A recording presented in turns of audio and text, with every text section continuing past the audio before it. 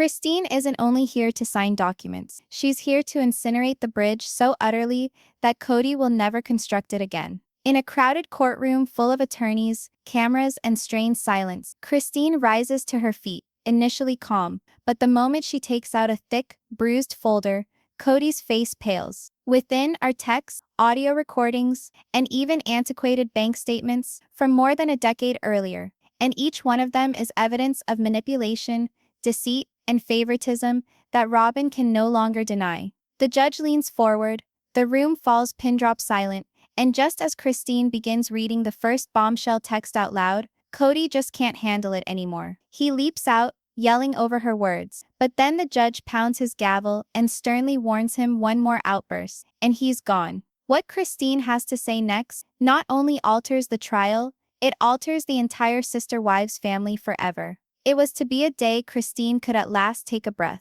The type of day you mark in red on the calendar, saying to yourself, make it to this point, and it's done. The air in the morning outside the courthouse was sharp, but within the walls of the building it was thick, tension-filled, as if the oxygen had been exchanged for apprehension. Christine sat at the large wooden table, her fingers wrapped so tightly together that her knuckles turned white. She wasn't anxious about the split being final. That aspect had been done emotionally ages ago. No, what got her heart racing was knowing precisely what she had in her bag, proof that once disclosed would alter the story forever. Kody sat only 20 feet away, reclining in his chair like he owned the establishment, arms crossed, sporting that smug, half-smile he appeared to save for times he believed he was invincible. He'd arrived in his shiny boots, sporting a jacket just crisp enough to be serious, yet his eyes danced around the courtroom, as though already restless. Behind him Robyn sat, her face a mixture of defensiveness and concern, as if she already suspected Christine might produce something today to shake their well-rehearsed image. The judge arrived, and the room stood. It was to be an easy day. Paperwork, signatures, procedural formalities. But when Christine's lawyer asked her to be sworn in to testify briefly, a shockwave of surprise ran through the room. Kody shifted uncomfortably in his seat, eyes tightening. Clearly he hadn't been planning on this. Christine moved toward the witness stand with each step deliberate, as if constructing the support for what she was going to say. When she lifted her hand and swore the oath, there wasn't a tremble in her voice. I do. That was when it began. The faint change of the room. You could practically sense people leaning forward, even those who had no concept of who these individuals were. Christine sat, moved the microphone, and looked straight ahead. No looks to Kody. No looks to Robyn. Forward as if she had practiced this in her head 1,000 times. Her attorney started slowly. Christine, can you tell us why you asked for this testimony today? She nodded slowly, then dug into her purse. Out came a tidy pile of papers, tied up, and a tiny flash drive that picked up the overhead light. Years, she started, her tone even but charged with something that caused people to listen more intently. I've been informed in public and private that my choice to leave was rash, self-centered, and unjust to the family. I've been told I didn't have a true reason beyond discontent. That's not the case, and I can substantiate it.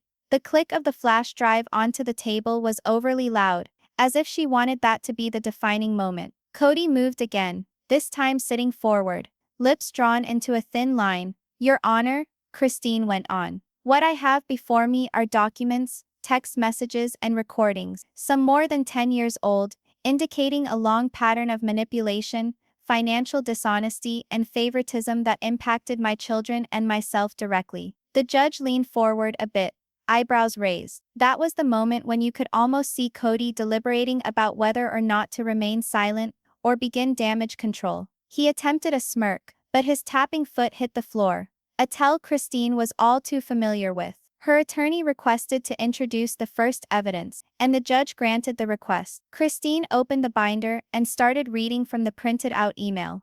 It was 8 years old. The words recited a discussion regarding family money being redirected, without her knowing, into buying land associated with Robyn's branch of the family. Christine's voice did not shake as she recited it.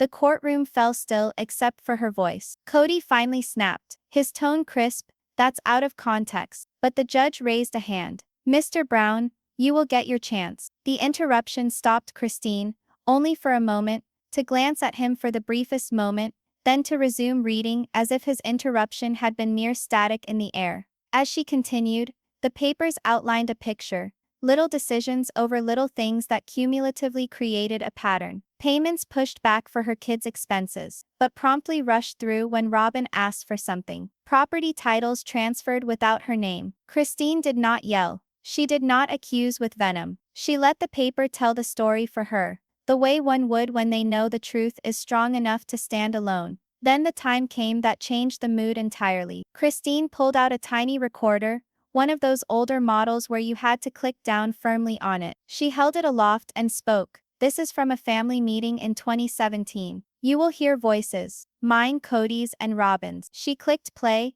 and the tinny sound filled the room. The recording was fuzzy, but you could hear the words well enough to pick up on phrases such as "you don't contribute enough," "you're lucky we keep you in the loop," and "this is for the greater good of my relationship with Robyn." The final line lingered in the air like smoke. Robyn's eyes grew wide, and she muttered something to Kody, who shook his head hard enough to be almost violent. He appeared enraged, yet disturbed. The judge flicked a glance between them, then to Christine, who still wore a serene smile. "I bring this to your attention today," she said, "because I will not have my children be taught the account of the events that's been put out publicly. They are owed the truth of why I departed." By this point, even the court reporter had stopped typing for a second, staring at Christine. Her statements weren't off-the-wall accusations. They were specific, focused, and backed up by what she was placing down. And with each item she placed down, texts, emails, receipts, the heavy feeling in the room continued to build. Kody's breathing had shifted. He was leaning forward now, fingers clenched on the table,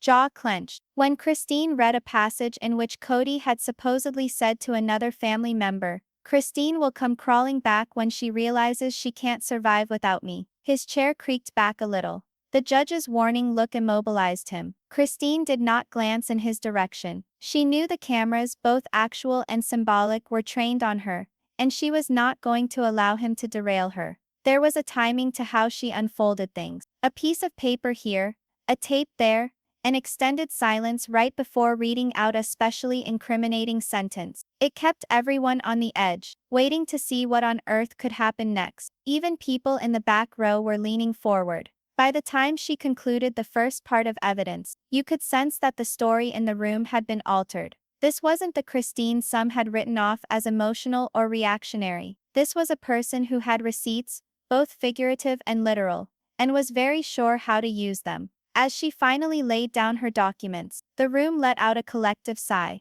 But she wasn't done yet. She glanced at her attorney, who nodded faintly, then back at the judge. "There's more, but I appreciate the requirement of process. I'm ready to lay the rest before the court's pleasure." It was a calculated gesture, enough disclosed to make an impact, yet with a hint of more, a flawless cliffhanger. The judge nodded, taking note. Kody gazed at her, not with his usual condescension, but with a gaze that combined anger with something else, perhaps worry. He knew it was just the tip of the iceberg, and Christine knew that too. As she climbed down from the witness stand, the room hummed with low murmurs. She passed Kody by without a look, her head held high, her stride firm, and even without a word, the implicit message was clear. The rules had changed.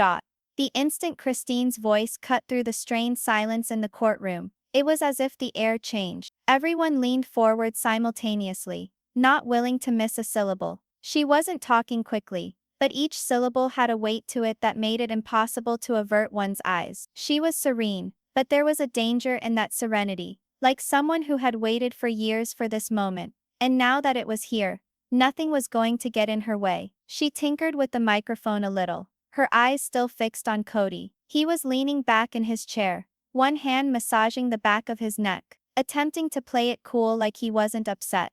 But his jaw clenched each time Christine used his name, and the slightest quiver in his face betrayed how he felt. He was incensed. Christine took a deep breath and went on. "I want to be clear. I didn't come today to fight. I wasn't here to hurt anyone. I was here to speak the truth." Her tone was like ice, firm but cold, and every word seemed to chip away at whatever picture Kody had been attempting to present. The judge listened attentively, nodding for her to continue. The lawyers on both sides had their pens ready, but even they appeared under the sway of what she was saying. She started with the text. Printing out one by one, she displayed handwritten screenshots, some of them almost white red from years of sitting in archives. "These," she said, "are messages from Kody. They're from the period when I was seeking assistance for the children's bills, school charges, doctor bills, even minimum groceries. Each time there was a reason. Each time there was an excuse as to why he was not able to assist." Her tone remained flat,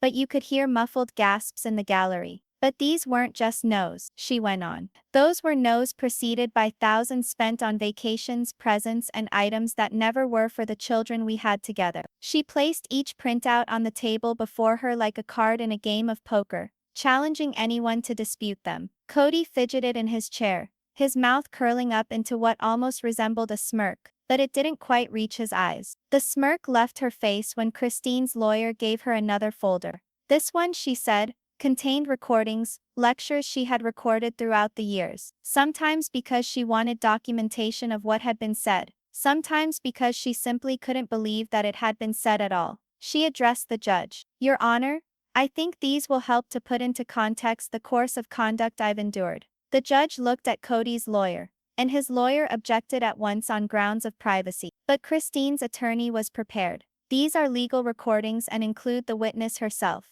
They are admissible."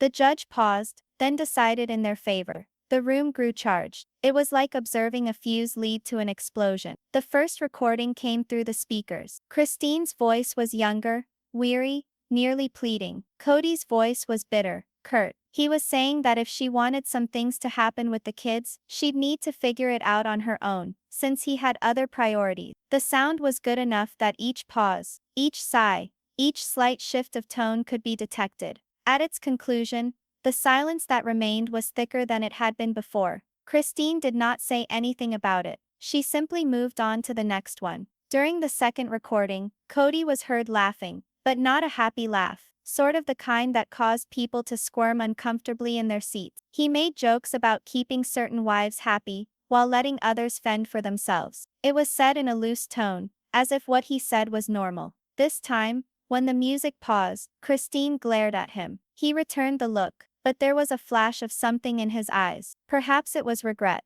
Perhaps it was anger at being caught. Perhaps it was both. The third tape was briefer but more blunt. It was all about money. Christine demanding from him what had happened to a sum gone missing from their joint account. Kody didn't deny it. He just shrugged and told her he needed it for something important. When she pressed him what, the response was evasive, bordering on derisive. The judge's face continued to be impassive, but you knew he was listening very intently now. Before the third tape ended, the courtroom was on pins and needles. Christine settled back in her chair, as if having said her say, but her eyes flashed with words unspoken. There was a brief recess called by the judge, and as soon as the gavel descended upon the block, the soft hum in the courtroom erupted into a subdued roar. They whispered to one another, some of them shaking their heads in disbelief, others looking at Kody as if seeing him for the first time. Kody got up suddenly, making some indistinct mutter about his lawyer under his breath. His actions were swift,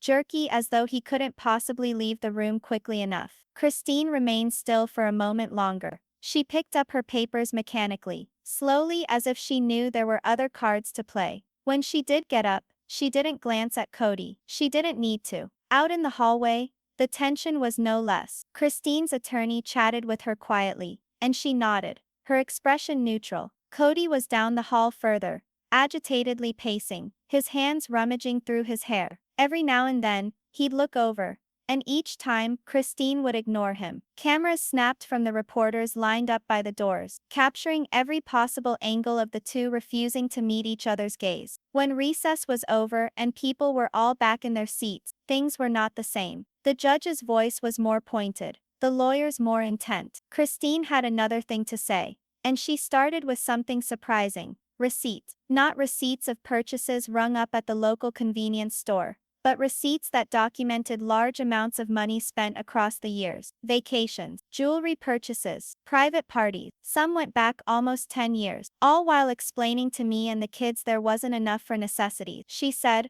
holding up one after another. Kody's lawyer protested again. this time arguing the purchases had no relation to the case. But Christine's attorney shot back quickly. They addressed the credibility of the other party's claims regarding financial struggle and prioritization. The judge permitted it. And with every receipt Christine placed on the table, the image grew more and more distinct. There was a pattern, and it was difficult to deny. Kody leaned in toward his lawyer, speaking in hushed tones. His lawyer's answers were brief and forceful, as if he were attempting to placate him. But Kody's eyes continued to flit toward Christine, and with each new piece of evidence she presented, his shoulders became a fraction stiffer. Christine had only managed half of her evidence by the time the session closed. The judge chose to adjourn for the day, and scheduled the next hearing later in the week. As the gavel hit the bench, Christine packed up her belongings without giving anyone a glance. Kody froze for an instant, as if calculating whether or not he should speak,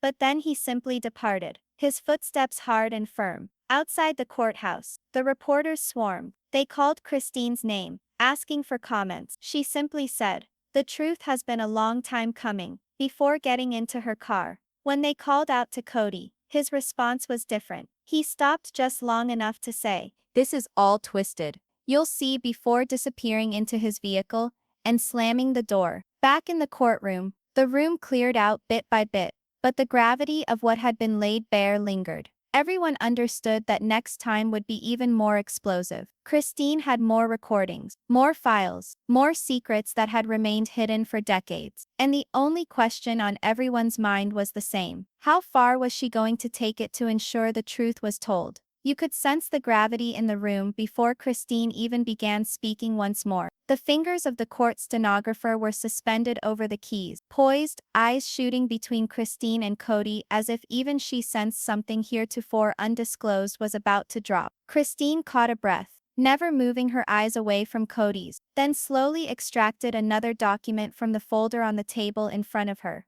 "This," she stated, her tone steady but tinged with something harder, "is from the day you informed me that the family's savings had been exhausted." Kody shifted in his seat, looking at Robyn, who sat a couple of feet away, her complexion pale but her jaw set. The judge observed them both, clearly sensing the tension. Christine went on, "You said there was nothing in the children's college funds, but you didn't say you'd already moved close to half of that money into another account in your name only." Kody's face reddened, his lips compressing as if he fought to keep from speaking. But the judge's previous reprimand hovered like a warning. "Stay quiet, unless spoken to, Mr. Brown," the judge instructed sternly. Christine's gaze darted toward the judge briefly, then back to Kody. "You spent that money on land and Flagstaff for Robyn's kids, and you made my kids think their dreams were over because we couldn't afford it."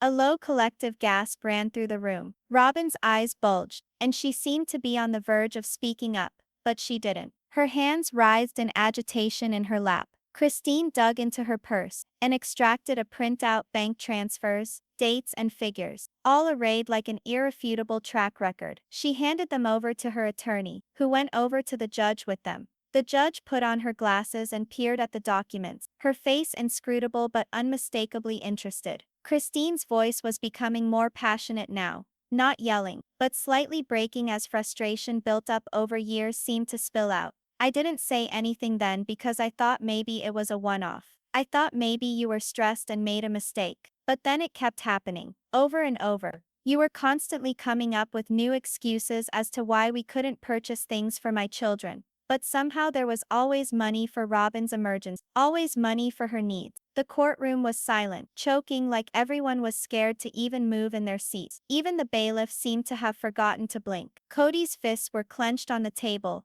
and his lawyer sat over him, whispering frantically. He shook his head, staring at Christine with a mix of anger and disbelief. Christine grabbed another folder and produced something that made the whole courtroom lean forward. "And then there's this." She opened it to display printed screenshots of text messages, long chats between her and Kody several years ago. "These are the messages from last week. Truly became ill. I was in the hospital with her, and you were informing me that you couldn't make it because you had to take care of property matters. Property matters that, as it happens, were for Robyn's residence. You weren't able to be there for your own daughter in the hospital because you were signing documents for someone else's gain." She allowed her voice to break just a fraction of a second before regaining control. She didn't open her eyes though, as she forced the memory away. The judge's pen clicked against the surface of her desk, and she looked at Kody with a non-neutral expression. The air was charged with judgment, not only from the legal presence in the room, but from all the people seated behind Christine. She glanced out into the gallery, where a number of the family members sat and witnessed the scene unfolding. Janelle, who appeared to be fighting to keep back tears, and some of the older children, their faces a combination of anger and vindication. Christine took a deep breath and continued. You've spent years telling people you're a man of faith, a man who sacrifices for his family. But the truth is, you've been sacrificing some of us for the benefit of others. You've been dividing us with your choices, and you've been hiding behind excuses. The judge looked at Christine's attorney. Is this relevant to the property dispute? Christine's attorney nodded. Yes, Your Honor. This comes directly to financial misconduct and intent, which is at the heart of our complaint. Kody's lawyer stood up instantly. Your Honor, these charges are personal and intended to embarrass my client. This is an intra-family issue. The judge interrupted him peremptorily. Mr. Brown's finances and choices about joint assets are well within a court's purview. Counselor, I'll let you do it. The slap was quiet, but everyone sensed. Kody's jaw clenched so tight it almost seemed to hurt. Christine's voice steadied once more, as if every revelation she shared was making her stronger. You said one time that unity was the most crucial part of a plural marriage. That's what you taught. But unity only came into play when it kept you in power. The instant you got questioned, they turned into the enemy, and you punished them not with anger but with a mission. That's worse, because it makes human beings feel invisible. Her words lingered in the air, biting and irrefutable. A hum of assent welled up from the gallery, swiftly smothered by the bailiff's glare. Then Christine did something no one was anticipating. She fetched a tiny digital recorder from her purse. This, she said, holding up the phone, is from a conversation you likely don't even remember. Because to you, it was just another moment. But to me, it was the day I knew we were finished. She pressed play, and Kody's voice filled the room. The sound was tinny, but unmistakable. His tone hard, impatient. If you don't like how I'm doing it, you can leave. I don't have time for infidelity. Robyn and I are creating something that functions. The rest of you can join up or leave. The recording cut off suddenly. Nobody stirred. The statement was like a sledgehammer that destroyed the final remnants of illusion anyone could have entertained. Robyn fidgeted in her seat, hands over mouth, eyes glancing between Christine and Kody. Kody appeared to be on the verge of eruption. His face flushed, his breathing labored. The judge regarded him straight. Do you deny that this is your voice, Mr. Brown? His attorney attempted to interrupt, but Kody shook his head ever so slightly. No, he grunted. It was whispered, but in the quiet it was deafening. Christine put the recorder down slowly, near ceremonially, as if setting down the last piece of evidence. She didn't yell. She didn't have to. I remained silent for too long. I let you remake the story so many times that even I began to doubt my own recollections. But I am not silent anymore. Not for you, not for anyone. And with that, she leaned back slightly in her chair, her eyes still locked on Kody's. It was a stare that said more than any words could. The judge nodded slightly, as if acknowledging the gravity of what had just been said. We'll take a short recess, she announced. As the judge stood and left the bench, the room erupted in hushed whispers. Folks looked at one another, mouths agape, whispering about the bank documents, the taping, the iciness in Kody's tone. Kody's attorney was already leaning forward, speaking urgently in his ear, but Kody's gaze was elsewhere, still fixed on Christine, as if attempting to understand how she had been able to pin him down so tightly. Christine picked up her papers serenely, without hurrying, without scanning the room for approval. She didn't require it. She'd done just what she'd come here to do, ensure the truth could no longer hide in the shadows. And now everyone knew. The tension within the courtroom was heavy, as if every individual present was aware something earth-shattering was on the verge of being released. Christine sat with a stack of neatly organized folders in front of her, the corners of each manila file sharp and deliberate, as if she had rehearsed this moment for years. Her hands rested calmly on the table, but her eyes never left Kody's face. She wasn't here to simply testify. She was here to dismantle a narrative that had been built against her for over a decade. The judge's eyes scanned the room, catching briefly on Kody, who sat back in his chair, arms folded across his chest, jaw clenched. His confidence, so evident at the beginning of the day, was being stripped away piece by piece. Christine shifted the microphone in front of her, her voice firm but with an unshakable determination. "Your Honor," she began, "for years I've been painted as bitter, selfish, unwilling to work for the family's unity. But the truth is that the unity was never real. It was a facade built on manipulation, control, and selective truth." She reached for the first folder, pulling out a stack of printed text messages. The bailiff took them and presented them to the judge, who read the pages quickly before looking up at Christine. "These are communications between Kody and Robyn for years. In them, you'll see repeated examples of decisions being made, without consulting the rest of us wives, financial transactions that favored Robyn's household, and instructions for how to present these choices to us as though they were group decisions. It's not speculation, it's documented." The courtroom was utterly silent, except for the faint hum of the fluorescent lights above. Kody leaned forward, his lips compressing into a thin line. "Those are out of context," he muttered inaudibly, but enough for the microphone to pick up. The judge's head whipped around. "Mr. Brown, you will keep silent while the witness is testifying." Christine never took her eyes from the judge as she went on, pushing the next piece of evidence in front of her. "This," she told him, "is an email from 2015. In it, Kody puts forward a proposal to overhaul the family's finances, so more property and assets are pooled into one household." He argued it was for efficiency, but in the same email he told Robyn that the real reason was so she and her children would have a more secure future. "The rest of us were never told that."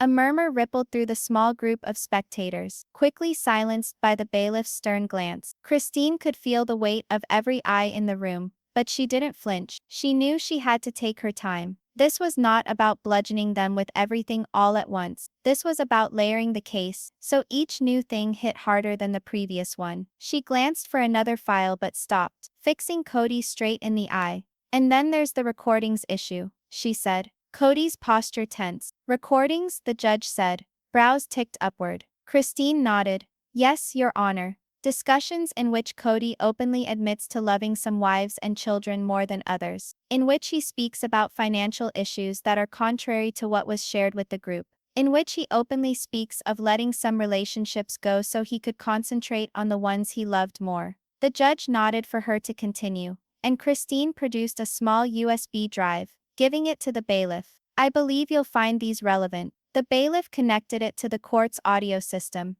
and a moment later, Kody's voice filled the room. "It's not about equality anymore," his recorded voice said. "It's about making sure the people who actually respect me are taken care of. I just can't continue to waste my time on dead relationships." The words were sharp, unmistakable, and they landed on Kody like a punch. His face grew hot with red, his fists clenched around the armrests of his chair. Christine remained still as the words hung in the courtroom. When the clip faded away, she spoke once more, her voice softer still, but somehow edged with a knife. "Those were 2018. There are others." Kody leaped out of his seat, restrained no longer. "That's confidential. Those were in confidence talks." The judge's gavel slammed down, the loud crack silencing the air. "Sit down at once, Mr. Brown. This is a court of law. You will not cut me off again, or I will hold you in contempt." Kody sank slowly back into his chair, his chest lifting and falling with panicked breaths. Christine didn't flinch, didn't respond to his tantrum. She simply drew out another folder from the pile. "Your Honor," she added softly, "the second series of evidence outlines cash transfers taken without the knowledge or approval of the remainder of the family, and the chronology of those transfers against our family gatherings. I believe you'll see a pattern." The judge was leaning forward now, obviously interested. "Go on." Christine started reading out the dates, figures, and related meetings where Kody had informed the rest of the family that finances were strapped, that they would have to make do with less, that each would have to contribute more. On many of those same dates, substantial amounts were deposited directly into accounts associated with Robyn's home. The trend was irrefutable. Each of the words Christine said seemed to erode the facade that Kody had worked so diligently to keep up for years. When she was finished, the courtroom seemed to be in suspense, holding its breath. Even the court reporter paused from pecking at her keyboard for an instant, her eyes wide with wonder. Christine folded her hands over the top of the last folder. "That's all for now," she said flatly. "For now?" repeated the judge, making a note. Kody resembled a cornered animal, his normal swagger replaced by seething internal anger. The hearing was far from finished, but the harm had been accomplished. Christine understood that this was only the start, and so did Kody. The air inside the courtroom had become so charged it was as if each breath was being weighed. Christine sat, her hands firm on the table, but her voice bearing a weight impossible to escape. She leaned into the mic and announced that she had something else to bring forward, something that would make everything prior look pretty much tame. Her eyes roamed over the room, and for the briefest instant they caught Kody's. He shifted nervously in his seat, his face compressing into a hard jaw, and Robyn looked at him with obvious discomfort. The judge arched an eyebrow, handing Christine the opportunity to speak, and the bailiff came over with a small box. She opened it slowly, as if the tempo itself was meant as a message. There were several USB drives and a pile of printed pages. She explained that these were compiled records from over the years, financial ledgers, email exchanges, and private group text messages involving all the wives and Kody. She said that these messages didn't just reveal favoritism, but a systematic pattern of behavior designed to isolate certain wives, manipulate emotions, and control financial decisions without their full consent. The words landed like a blow. The court reporter's fingers flew over the keys, trying to keep up as Christine read excerpts aloud. One of the texts she read out loud was from several years ago, a moment when the family was discussing a joint investment. Kody's words, printed in bold on the page, were dismissive of Janelle's opinion, and flat out ignored Meri's input. But with Robyn the tone was totally different, full of praise, support, and willingness to proceed with her suggestions. Christine stopped reading, allowing the contrast to speak for itself. Kody glanced at his hands, but you could see the muscle in his jaw twitching, a telling sign that he was restraining himself from a response. Then Christine read the financial reports. She emphasized repeated transactions where family money was funneled to pay bills for one household, Robyn's household, and others received the message that money just wasn't available. She stressed she wasn't accusing without evidence, and that's why every single document she had was substantiated with dates and account numbers. The judge leaned over a bit, reading over one of the pages, his face changing from neutral to openly worried. Kody was finally unable to remain quiet. He leaned over his microphone and spoke that Christine was distorting the facts, that these were out of context, and that every choice he made was in the best interest of the family. But the judge interrupted him sharply, reminding him that he'd already been admonished to speak only when spoken to. Kody leaned back, seething, his face reddening. In the courtroom gallery, a subdued wave of murmurs circulated, but it was quickly silenced by the bailiff's stern look. Christine went on to mention a particular case from the winter season of 2017. She explained that when she needed money for medical care for one of her children, she was informed by Kody that the family couldn't support it. Weeks later, she found out that a large amount of money had been incurred in a vacation trip for Robyn and her kids. She hesitated, her voice constricting as she stated she'd carried that memory locked away for years, fearing the repercussions it would have if she spoke out. But now, she stated, it was time. Kody fidgeted again, this time leaning toward his lawyer, speaking in hushed tones. His attorney's face didn't alter much, but he jotted down something on his pad and shoved it Kody's way. Christine looked up, catching sight of the movement, and she didn't hesitate to establish eye contact once more, holding it only long enough to assure him that she was not intimidated. The judge inquired if Christine had anything further, and she nodded. She proceeded to the USB drives, stating that they held audio clips. They were recorded family meetings, or private discussions between her and Kody that she'd saved for her own documentation. She cautioned that the language may be hard to listen to, particularly to those who only saw the public, groomed side of their family. The first recording came on through the speakers. Kody's voice unmistakable, sounding condescending and annoyed, as he brushed away Christine's protestations of being excluded from decision-making. The edge in his voice was cutting, nearly sarcastic, and when the recording stopped, the silence that followed was staggering. Robyn stared at the tabletop, not making eye contact with anyone. Janelle, who sat quietly in the audience, leaned forward a bit, her face inscrutable but her eyes fixed intently on Kody. Christine showed a second video, this one of a contentious debate over where the family would reside. Kody's tone once more was bitter. That if Christine wouldn't see what he was thinking, then she could go do her own thing. Christine glanced around the courtroom and said quietly, "So I did." Those few words would suffice to shake more than the room. The judge asked if there were additional recordings, but Christine replied that she would reserve them for later. At the court's discretion, she settled back, folding her hands in her lap, her serene presence a stark contrast to the tempest raging visibly inside Kody. There was a quick recess ordered by the judge. As others started to shift and stand, Kody glared at Christine with an expression that was part anger, part something else. Perhaps fear, perhaps desperation. Robyn leaned in close, speaking urgently, but his gaze never wavered from Christine. The corridor outside the court was abuzz with whispers and conjecture. Already, some were sitting by phones, no doubt gossiping the latest twist. Christine exited quietly,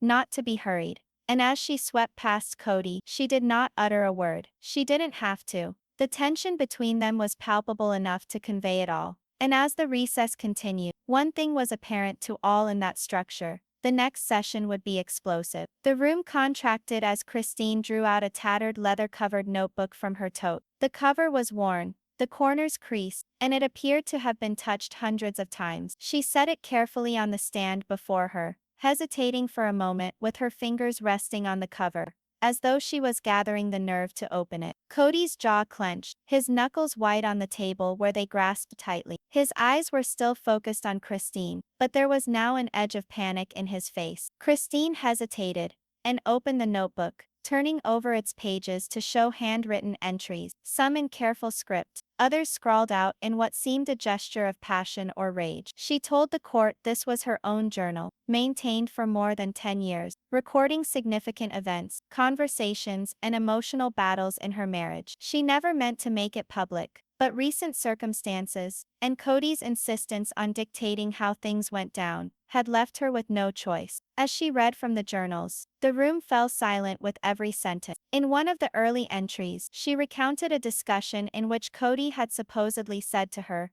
that some wives were just more valuable to the family unit than others, something that elicited an audible commotion in court. Robyn, who sat several rows behind Kody, shifted nervously, not looking over at Christine. Another entry had described an instance where Christine had been left out of a significant family money decision, even though she was one of the breadwinners from her own income. She read how Kody had brushed off her worries, saying she was being overly emotional, and that leadership was about making decisions without having to discuss it with everyone. Kody's face turned a deep red, and he grumbled something under his breath, which caused the judge to give him another stern warning to remain silent. Christine's voice did not falter. She continued reading, describing entries about family vacations she had been left out of, nights she had to tell her children why their father wasn't around, and late-night talks, where Kody's expression had gone from flirtatious to cold and calculated in a split second. She cracked ever so slightly on a passage involving a Christmas morning, in which her children had been presented with significantly fewer and less expensive presents than some other members of the family. She paused, breathed deeply, and went on, her eyes fixed on the page. The tension in the courtroom was intense. You might be able to pick out the scratch of the court reporter's pen, the distant hum of the lights overhead, and the rustle of the occasional foot shuffling in a seat. Christine next brandished a small pile of creased papers held within the rear of the notebook. These, she said, were letters she'd written but hadn't mailed. Letters to herself, to Kody, and to her children. She started to read one she had written to her future self during one of the lowest moments of her marriage. It was visceral, passionate, and vividly described a woman who had felt trapped, disregarded, and diminished. By the end of it, there was a thick silence in the room. Kody shifted for what felt like the 100th time, his posture expressing his irritability. He looked over at his lawyer, who was just as uncomfortable, as if they both realized that the harm was accumulating, and there was nothing to be done about it. Christine gently put the notebook away and placed it beside her,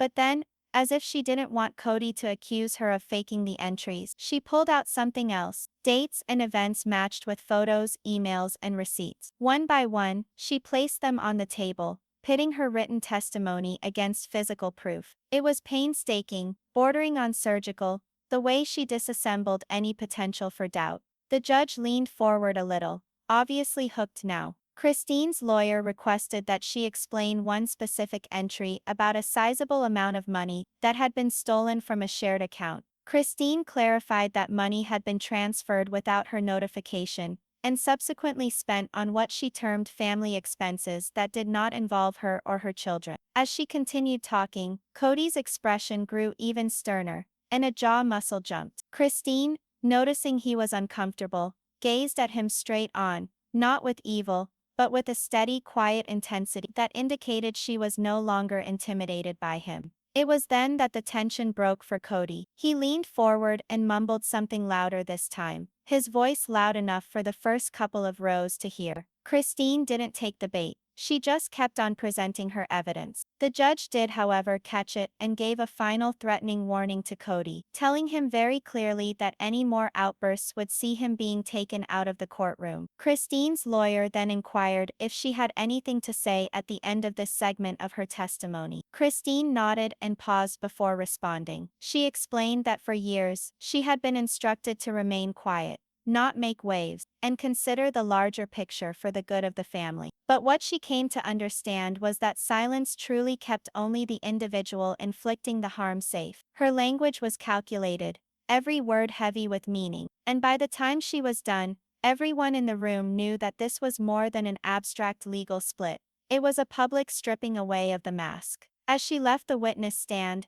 the mood in the room changed once more. Kody's lawyer jumped up at once to whisper to him, but his gaze tracked Christine to her chair, anger mixed with something else, maybe the understanding that the story he had so meticulously choreographed for so many years was slipping away from him. The judge ordered a brief recess, and as folks started to stand and stretch, the hum of muffled conversations filled the room. Everybody knew that this case had just turned a corner that would be impossible to back out of. The courtroom air was thicker than ever before. As the judge motioned Christine to proceed, everybody could feel the climax being close. Christine drew a slow breath, her gaze flashing briefly towards Kody, before she opened the last folder on the table. This one was not heavy, but for some reason, it carried more heft than the rest together. She pulled out a single photograph from the folder and set it down on the table for the court to view. It was a photograph from many years before, one of those casual shots that would have appeared innocent at first glance. But with each word Christine used to describe the setting, its significance grew sinister. She told of an intimate dinner at the family, one where financial choices had allegedly been discussed with all of the wives in attendance,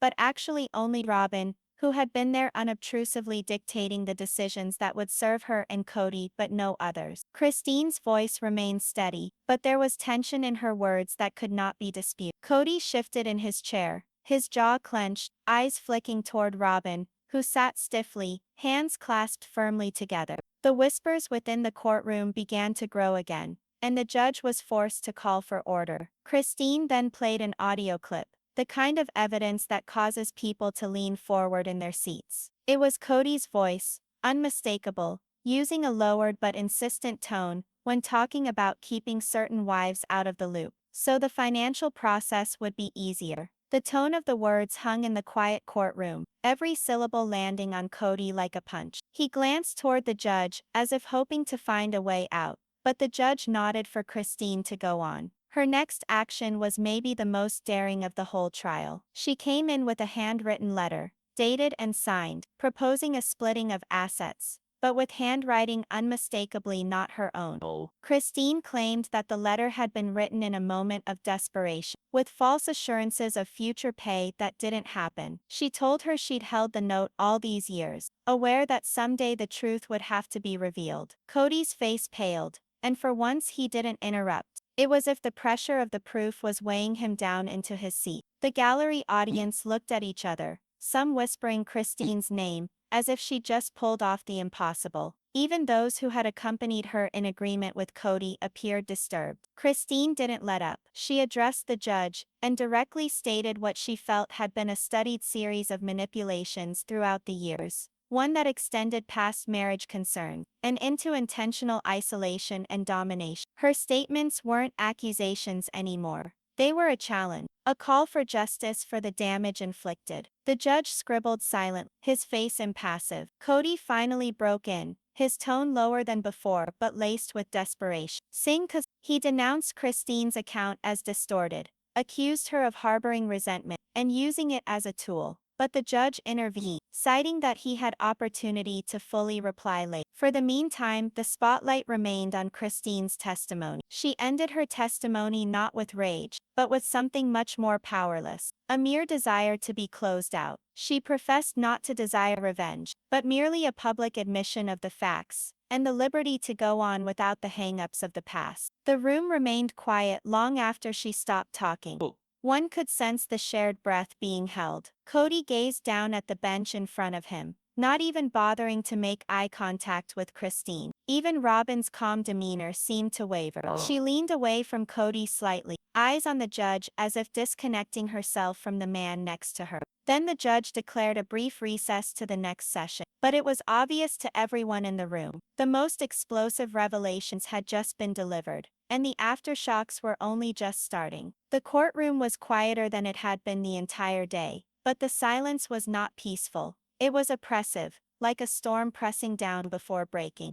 Christine was sitting up straight, her hands firmly planted on the table in front of her, her eyes fixed intently on the judge. There was no hint of hesitation in her sitting posture now, no faltering in her voice. She had been lugging it around for years, and now she was putting it down.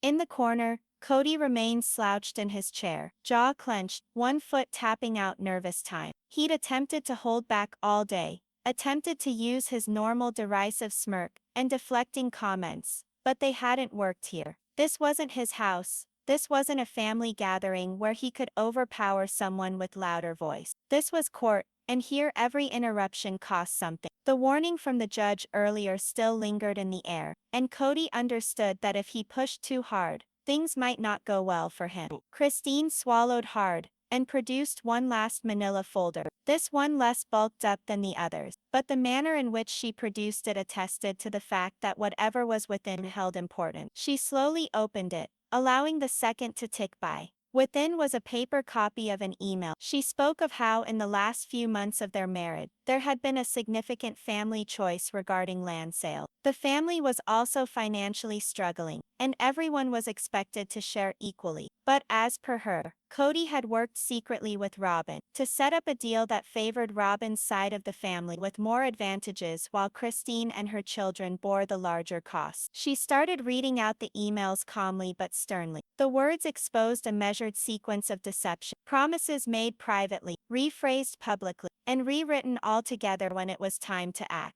The courtroom shifted. You could sense the discomfort radiating through the room. Even the bailiff, who stood in the same location all day, seemed to be listening more intently now. Kody moved forward, his face compressing as Christine read his message. Not distorted, not elaborated on, simply typed out just as he had typed. He did at one time open his mouth to say something, but the hand of the judge came up and he caught himself. Christine read the final line, put the email back in the folder so neatly folded, and then looked at Kody straight up. Her tone wasn't raised, but the intense quiet was sharper than a scream. She informed him that for years, she had held her tongue to maintain peace, to keep the family from breaking apart. She said she put up with being shelved, overlooked, and undermined, because she thought keeping it together would save the children. But now she explained, she knew the truth. Safeguarding them was telling the, even if it shattered everything else in the process. There was silence in the room for a long time. Kody's gaze darted toward the judge, then Christine. For the first time that day, he didn't have something to say right away. He just looked at her, and she looked back at him, steadfast. The judge leaned forward, speaking directly to both of them. They reminded everyone that it was not about punishing the past, but it was about making sure that there was clarity and justice going forward. However, they did admit that the testimony given had been important, and may have an impact on future deliberations on family and property. Christine nodded, collecting her papers as if letting go of the last piece of herself that had been handcuffed. The judge called a brief recess,